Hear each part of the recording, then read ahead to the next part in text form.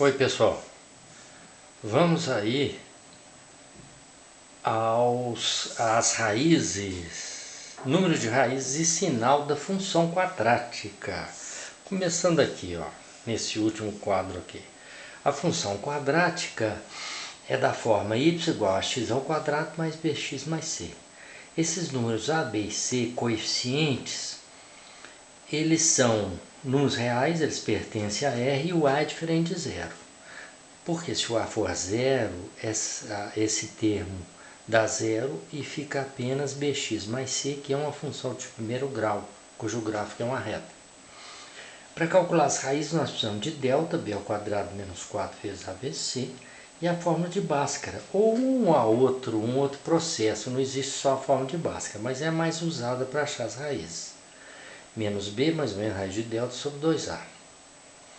Bem, então veja lá em cima, na função quadrática, quando o delta é igual a zero, nós temos duas raízes reais diferentes, que eu estou chamando aqui de x1 e x2.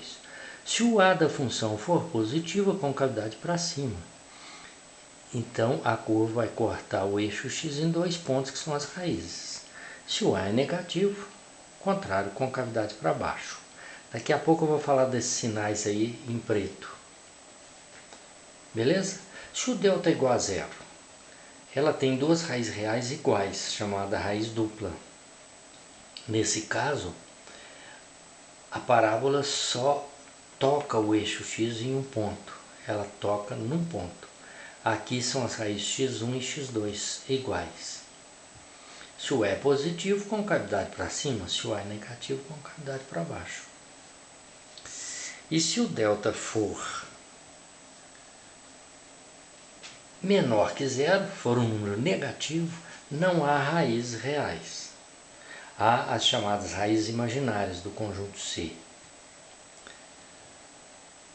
Nesse caso, quando o A é positivo, concavidade para cima, mas não toca o eixo x.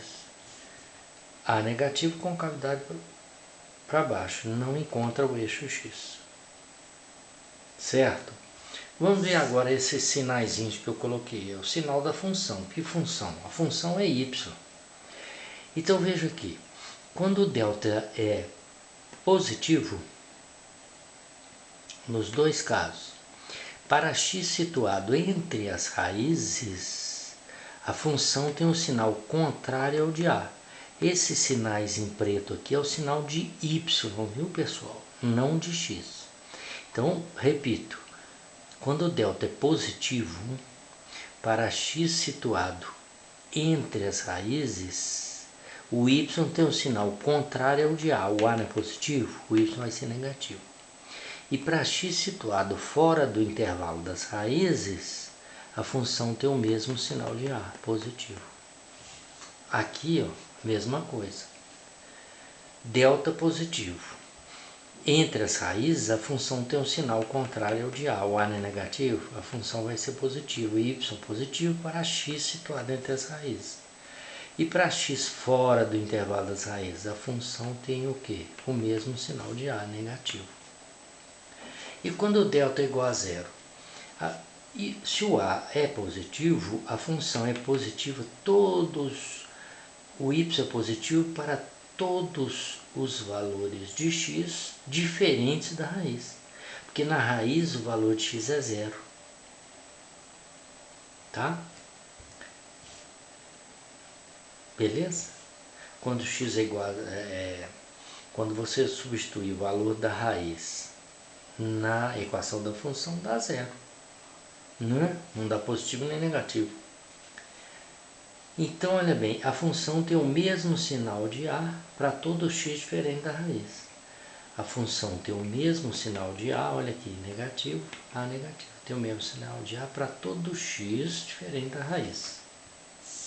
E quando o delta é negativo?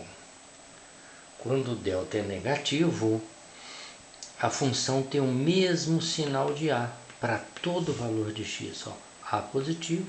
O y é sempre positivo. Está todo para cima do x, tá vendo? A negativo, a função é toda negativa. Todos os valores de y são negativos. Está para baixo do eixo x. Está lembrado que o eixo x ele divide em dois campos e divide o sinal de y em dois campos. Acima do eixo x, o y é positivo. Abaixo do eixo x, o y é negativo. Em todos os casos. Beleza? Então esses sinaizinhos pretos aí ficou bem claro? É o sinal da função, é o sinal do y. Não é fácil? Se você faz o gráfico, um esboço do gráfico, fica bem fácil ver os sinais. Eu falei a regra teórica, né? Que a gente vê no gráfico exatamente a regra teórica. Delta maior que zero, a função tem um sinal contrário de A para x situado no intervalo das raízes. E fora do intervalo das raízes, a função tem o mesmo sinal de A. Beleza? Então é isso, pessoal. Estude isso aí direitinho, tá? Agora não fica decorando regra, não. Faz um esboço do gráfico e analisa a situação, tá certo? Deixa eu ver aqui Deixa eu te dar aqui um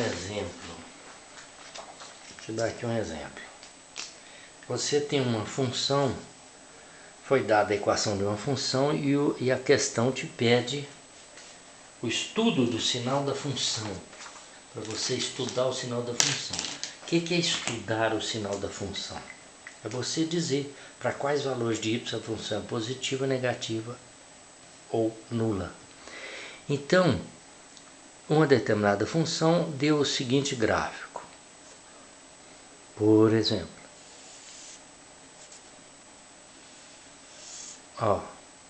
aqui suponhamos seja raiz 3, aqui raiz 8.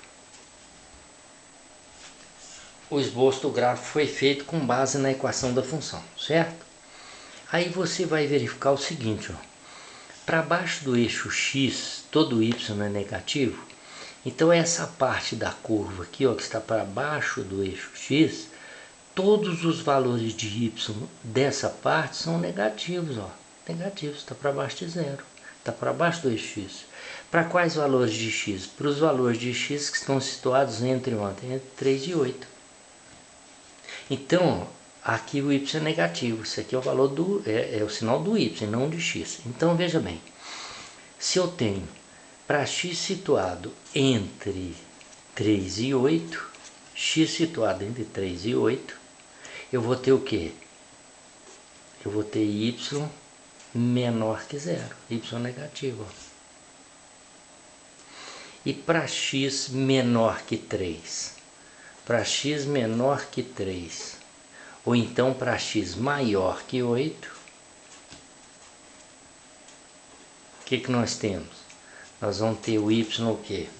Nesse caso o y vai ser positivo. Porque aqui, essa parte da curva, os valores de y são o quê? Positivos. Aí está para cima do eixo x. Os valores de y aí são positivos. Positivo para x menor que 3, positivo para x maior que 8. E para quais valores de x a função é nula, é zero? Para x igual às raízes, ou seja, para x igual a 3, ou então para x igual a 8, nós temos o quê? Nós temos o y igual a zero. Isso aí que é o estudo de sinal da função, aqui, aqui e aqui. Isso que se chama estudo do sinal da função. Não é legal? Viu isso lá no gráfico? Então tá. Boa sorte. Tchau, tchau.